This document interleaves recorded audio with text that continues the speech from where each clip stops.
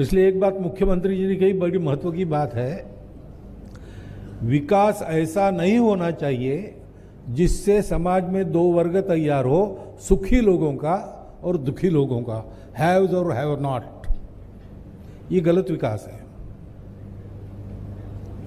विकास ऐसा होना चाहिए, मनुष्य की क्षमताओं में फर्क रहता है, इसलिए अपने पराक्रम से कौन कितना पाता है इसमें अंतर रहेगा, लेकिन ये अंतर कम से कम रहे। वो अंतर मनुष्य को जो अवसर मिलता है उसमें अंतर है, इसलिए नहीं होना चाहिए।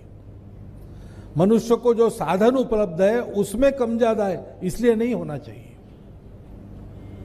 मनुष्य को उसकी क्षमता के अनुसार कम ज्यादा हुआ तो मनुष्य को भी दुख नहीं होता, लेकिन समान क्षमता वाले एक को उपलब्ध है, दूसरे को नहीं है, इससे दुख उत्पन्न होता है, वैर उत्पन्न होता है, और फिर बैरी एक दूसरे को सुख से जीने नहीं देते।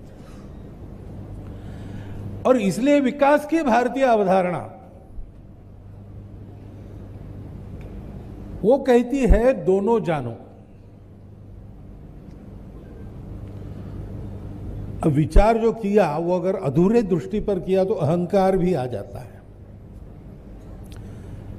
क्योंकि मेरा ही अस्तित्व है और तो कोई है नहीं,